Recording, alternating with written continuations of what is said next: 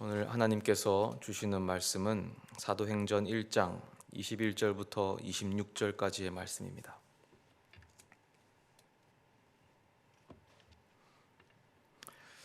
사도행전 1장 21절부터 26절까지의 말씀입니다. 하나님의 말씀을 한 목소리로 봉독하시겠습니다.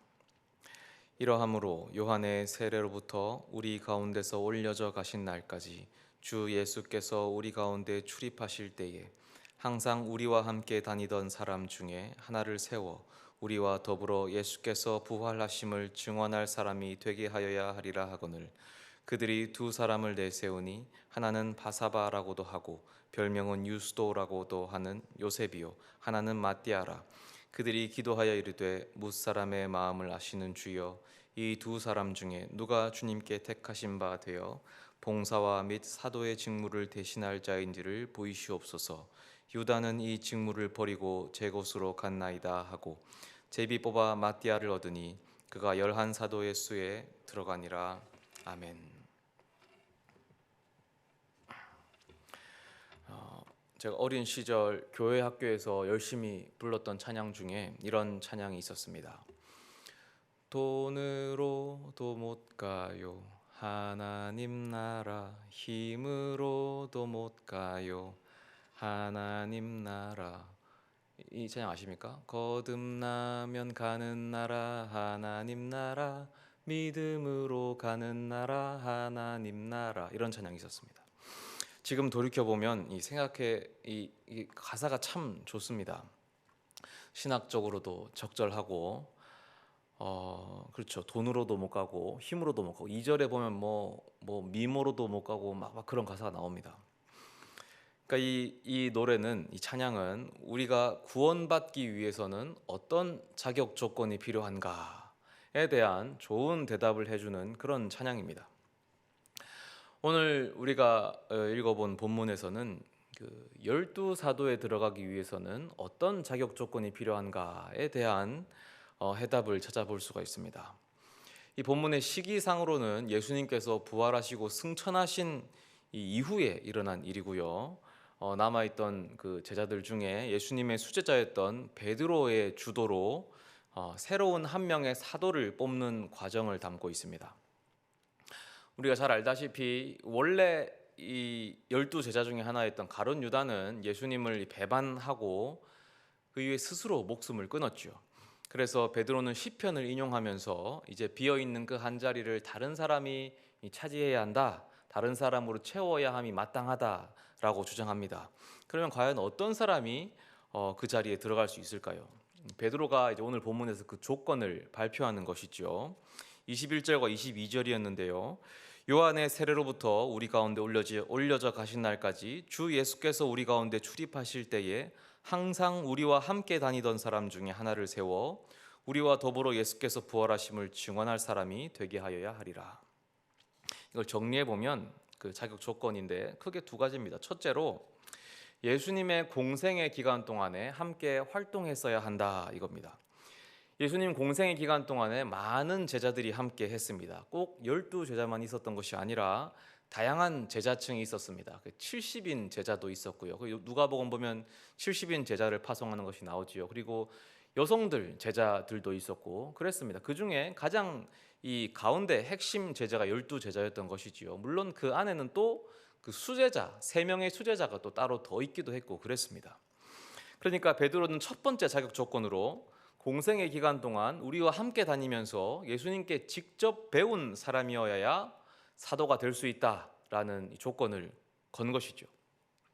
두 번째로는 우리와 더불어 예수의 부활하심을 증언할 수 있어야 한다.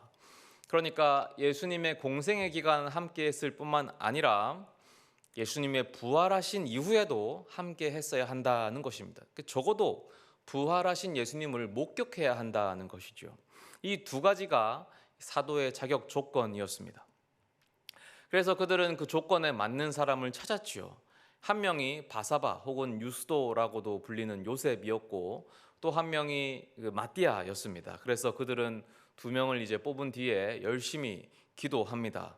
주여 무사람의 마음을 아시는 주여, 이 두 사람 중에 누가 주님의 택하신 바 되어서 봉사와 사도의 직무를 대신할 자인지 보이시옵소서. 그리고 제비를 뽑았더니 마띠아가 뽑혔죠. 그래서 마띠아는 그 시간부로 11사도의 수에 들어가서 이제 12사도가 완성이 되었다 하는 것이 오늘 본문입니다. 그런데 오늘 본문은 조금 문제가 있습니다. 왜냐하면 이 사도의 조건에 따르면 결격 사유가 발생하는 사도가 한 명 있기 때문입니다. 아주 유명하고도 강력한 사도 한 명이 사도일 수가 없게 됩니다. 누구입니까? 사도 바울이죠.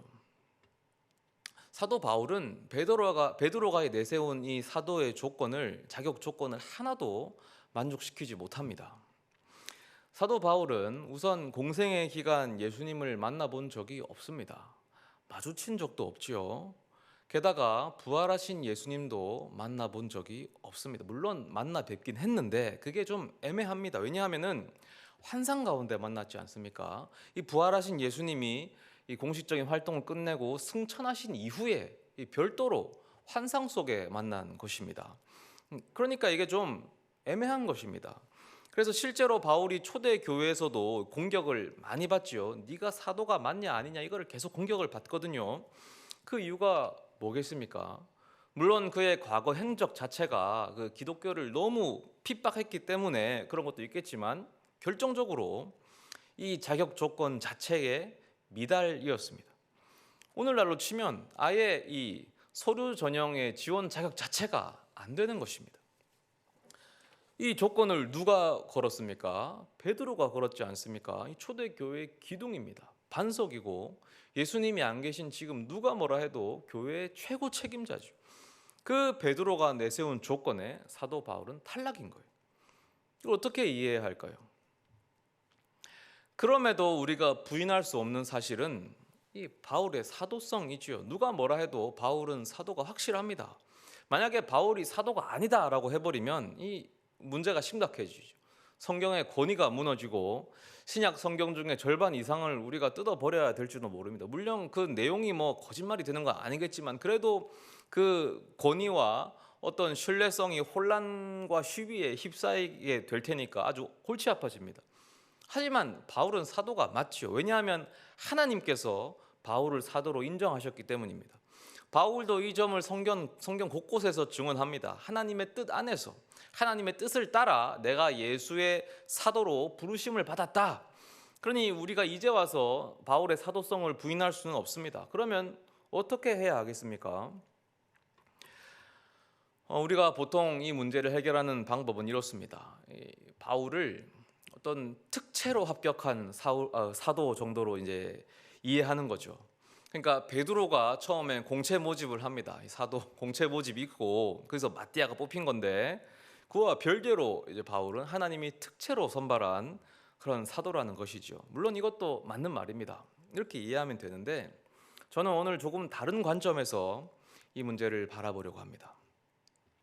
과연 베드로가 내세운 이 자격 조건이 합당했는가? 저는 이런 근본적인 의문을 제기하고자 합니다. 베드로는 합당한 조건을 내건 것인가? 왜냐하면 저는 이 12번째 사도를 다시 뽑고자 했던 베드로의 의도가 의심스럽기 때문입니다. 12 제자니까 당연한 거 아니냐? 그렇지 않습니다. 왜 12명을 채워야 합니까? 우선 베드로가 근거로 삼은 성경 구절이 있었는데요.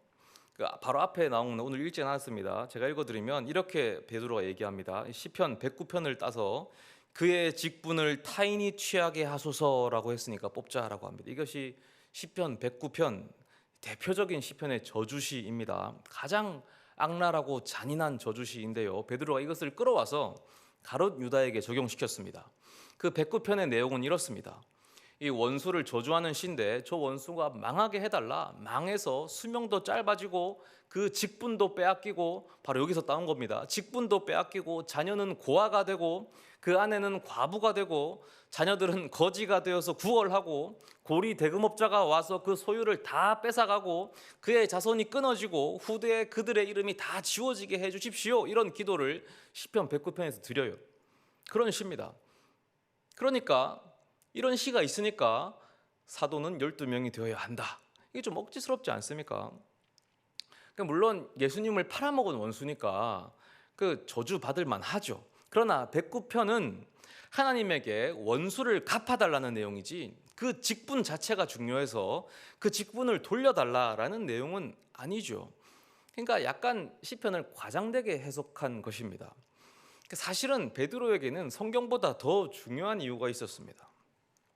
사도가 열둘이어야 하는 결정적인 이유는 이스라엘 12지파의 모양을 갖추기 위해서지요. 이것 말고는 다른 이유가 있을 수 없습니다. 그럼 12지파 모양을 왜 갖추어야 됩니까? 여긴 정치적인 이유밖에 없습니다. 베드로는 지금 이스라엘 나라의 독립을 꿈꾸고 있는 것입니다.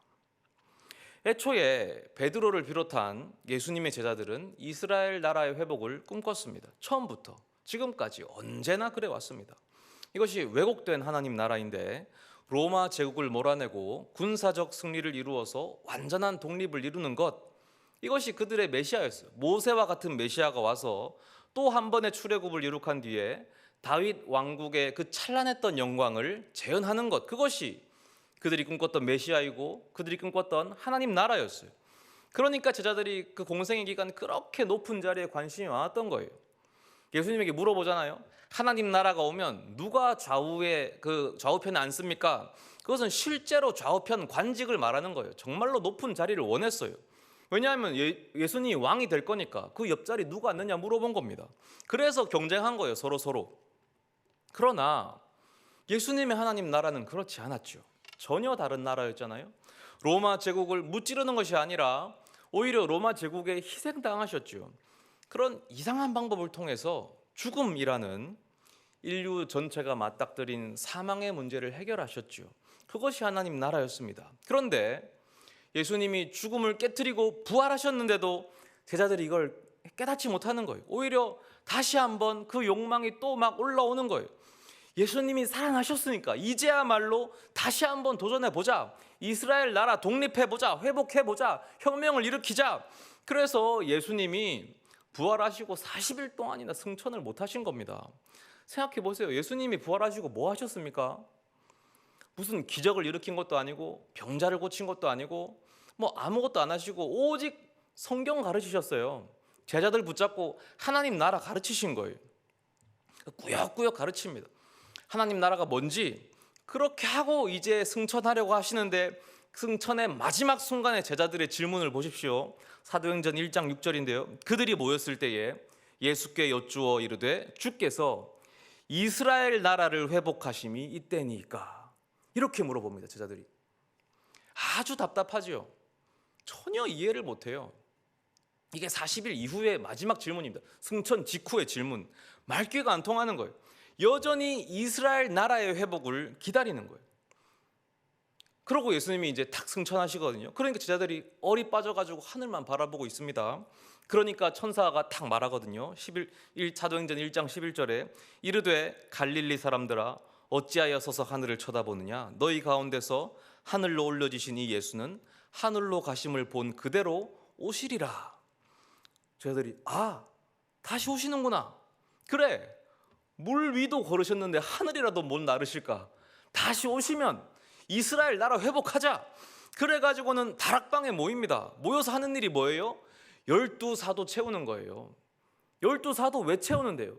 12지파 채워야 되니까요. 이스라엘 나라가 회복하면 반드시 12지파가 회복되어야 되고 12지파에 상응하는 지도자가 있어야 되거든요. 물론 이게 예레미야와 에스겔 등의 예언서에 의하면 메시아가 오고 이스라엘 나라가 회복될 때에 하나님께서 온 지파를 회복시킨다라는 예언이 있어요. 그러니까 베드로는 나름의 신앙과 나름의 열의로 하고 있는 거지만 그 방향이 잘못된 것이죠.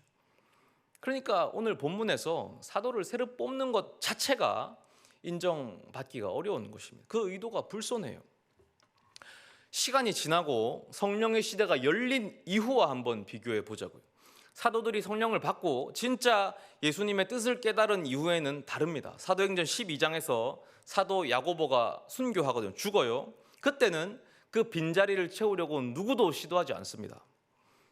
왜 그렇겠습니까? 사도가 12명이어야 할 이유가 없거든요. 정치적 이스라엘과 상관이 없거든요. 야고보뿐입니까? 그 어떤 사도가 순교하더라도 그 자리는 채울 필요가 없습니다. 채우려고 아무도 시도하지 않아요. 오직 여기 이 본문에서만 비워진 사도 자리를 채워서 12명을 만들려고 합니다. 시편을 과하게 인용하면서까지 그런 짓을 해요. 왜 그렇습니까? 아직 하나님 나라를 이해하지 못했거든요. 아직 자기 욕심을 버리지 못했거든요. 아직 자기가 꿈꾸는 그 이스라엘 나라의 회복, 자기만의 신앙과 그 욕심에 갇혀 있었거든요. 그런데 우리는 알고 있죠. 하나님께서 이들에게 성령을 보내주셨습니다. 성령도 그냥 보내주신 게 아니라 넘치도록 충만하게, 역사상 유례가 없을 정도로, 정말로 역사를 뒤집어 엎을 정도로 성령을 쏟아부어 주셨습니다.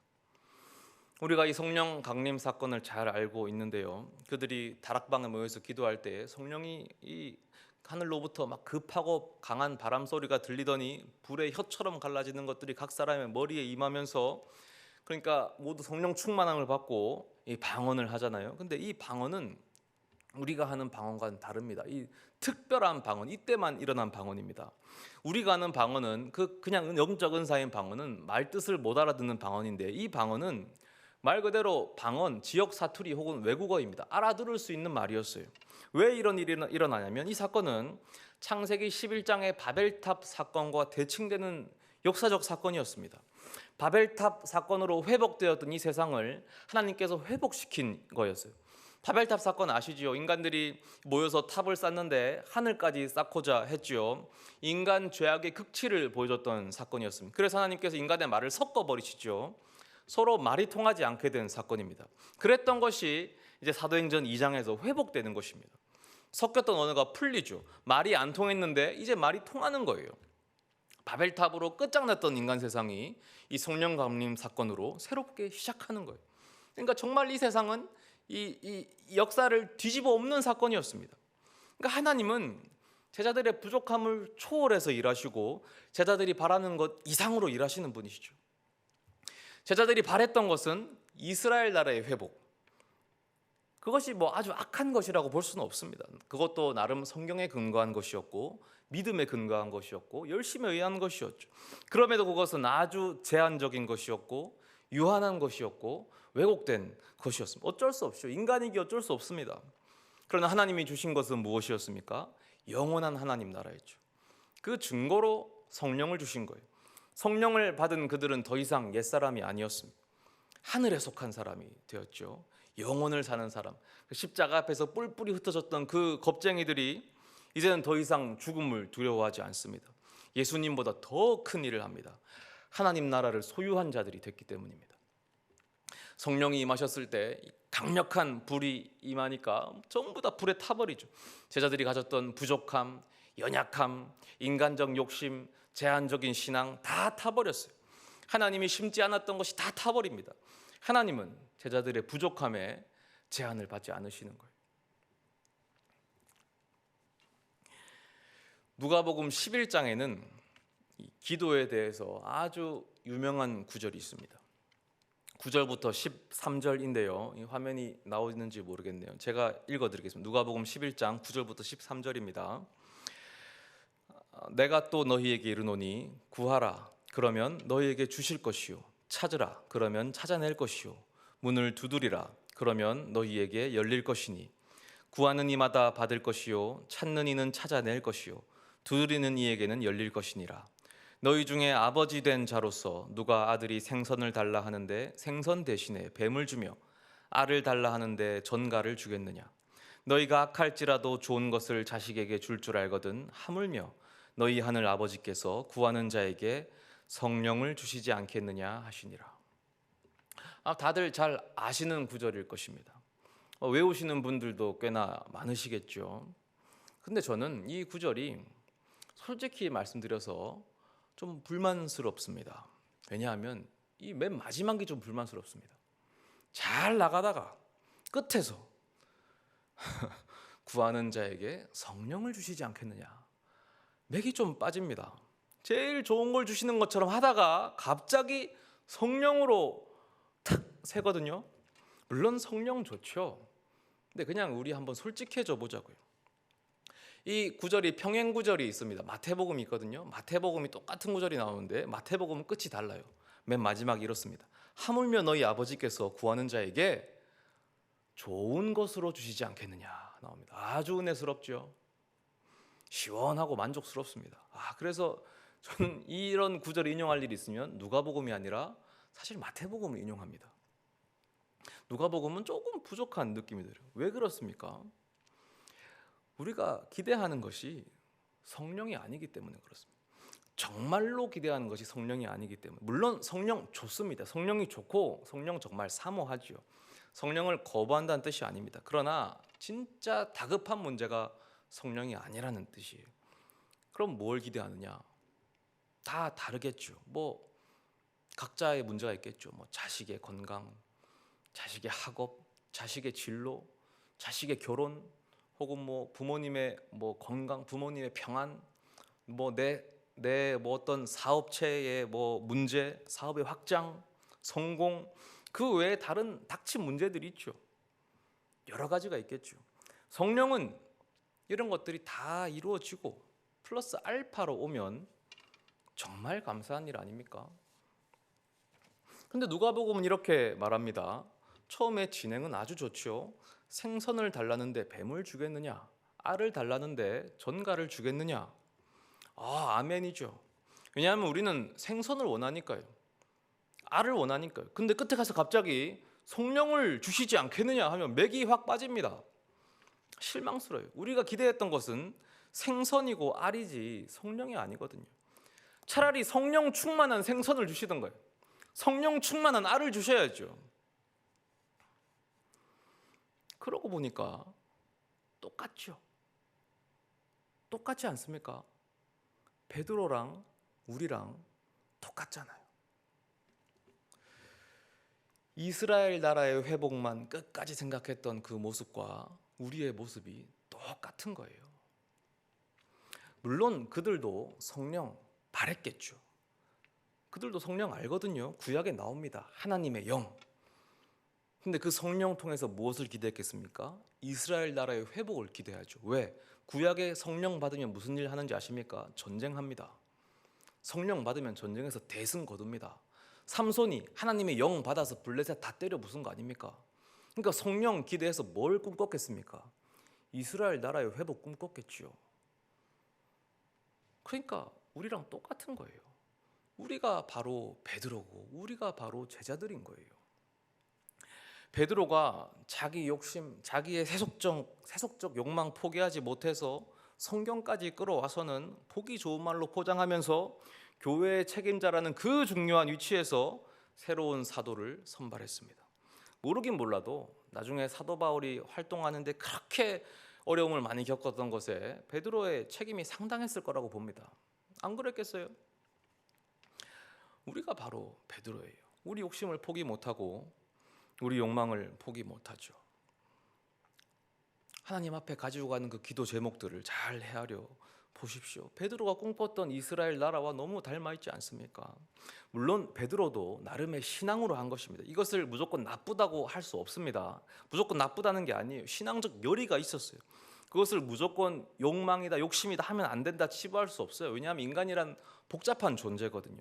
하나님께 받은 비전이 있고 하나님 안에서 꿈꾸는 소망이 있죠. 그러나 그것 또한 우리의 욕심과 욕망과 교묘하게 얽혀 있는 거예요. 죄와 막 이렇게 얽혀 있습니다. 어쩔 수 없어요. 우리가 죄의 몸 가운데 살고 있기 때문에 그래요. 인간의 한계입니다. 그러니 우리는 하나님을 바라봐야 되는 거예요. 하나님 안에서 소망을 얻을 수 있습니다. 하나님이 어떻게 강력하게 일하셔서 이 모든 한계를 뛰어넘으셨는지 우리가 이미 확인했지 않습니까?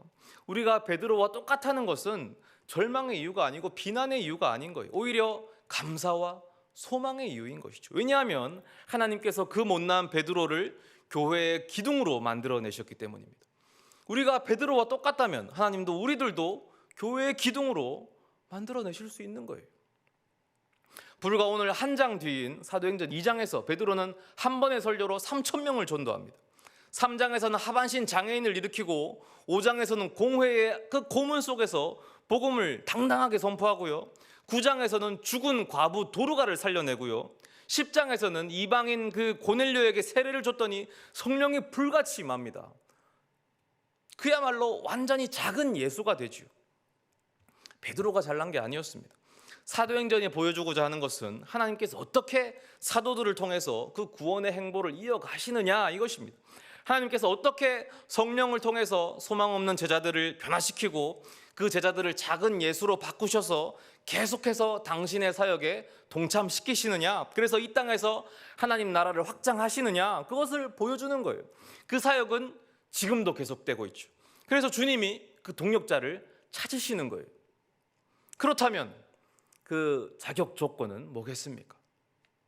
어떻게 해야 주님의 동역자가 될 수 있을까요? 그 자격 조건이 뭘까요? 화려한 은사겠습니까? 굳건한 믿음이겠습니까? 고통 앞에도 굴하지 않는 그 복음을 붙잡는 그 용기겠습니까? 아니면 복음을 유려하게 전하는 그런 말솜씨겠습니까? 전부 아닙니다. 베드로 보십시오. 그런 거 없었습니다. 그는 어부였고 말솜씨도 없었고 심지어 하나님 나라도 이해하지 못했고 애초에 은사도 없었고요, 믿음도 없었고 용기도 없는 겁쟁이였고, 그래서 십자가 앞에서 도망가기 바빴고 의리도 없어서 예수님을 3번이나 배신했고 동료를 향해서는 시기와 질투로 가득 차 있었습니다. 그냥 형편없는 인간이었죠. 그게 어떤 자격이 있었습니까? 하나 있었죠. 그래도 그는 예수님 옆에 붙어 있었습니다. 그래도 그는 예수님 한 분 붙잡고 살아가고자 했습니다. 넘어지더라도 그래도 끝까지 예수님 붙잡으려고 했죠. 처음부터 끝까지 어쨌든 예수님 붙잡고 가려고 했습니다. 처음 갈릴리 바닷가에서 예수님을 만났을 때에 그때 예수님에게 다 걸었죠. 물론 그 동기가 조금 잘못되었을 수도 있죠. 하나님 나라를 좀 잘못 이해했을 수도 있습니다. 그 비전과 소망의 잘못된 신학과 뒤틀린 욕심이 좀 투영되었을 수도 있습니다. 그럼에도 불구하고 그는 예수 그리스도에 자기 인생을 걸었습니다. 그래서 배와 굼을 다 내던지고 예수님을 따라 나섰습니다. 예수님이 십자가에 죽고 부활하고 승천하신 이 순간까지도 그래도 계속 따라왔지요. 바로 이거예요. 이것이 자격 조건인 거예요. 여러분, 하나님의 사역은 멈추지 않습니다. 하나님의 사역은 계속되고 있습니다. 세상이 아무리 어둡고 세상이 아무리 슬프고 세상이 아무리 안타까워도 하나님은 여전히 일하고 계십니다. 하나님은 여전히 왕이십니다. 왕이신 하나님이 그 사역에 동참할 동역자를 찾고 계십니다. 그 동역자가 될 자격 조건이 무엇입니까? 오직 한 가지요. 예수 그리스도를 붙잡고 있는가? 그거면 충분한 거예요. 나머지는 하나님께서 어떻게든 만들어 주십니다. 틀린 것은 바로잡아 주시고 부족한 것은 채워주시고 잘 모르는 것은 가르쳐 주십니다. 우리 하나님 능력 있으시거든요. 해도 안 되면 강권적으로 그냥 역사하시는 거예요. 쓸데없는 게 많으면 불로 다 태워버리시는 거예요. 주님만 믿으십시오. 주님만 끝까지 붙잡고 있으시면 됩니다. 나와 함께 있는 가족, 아들, 남편, 아내, 부모, 어떻게든 주님 옷자락이라도 붙들고 있도록 그렇게 만들어내십시오. 소망이 없다고 한탄하시지 말고 주님 안에 거하도록 붙잡아 두십시오. 그것이 유일한 자격 조건입니다. 그러면 주님이 있으십니다. 이 시대는 그 어느 때보다 주님의 동역자가 필요한 시대입니다.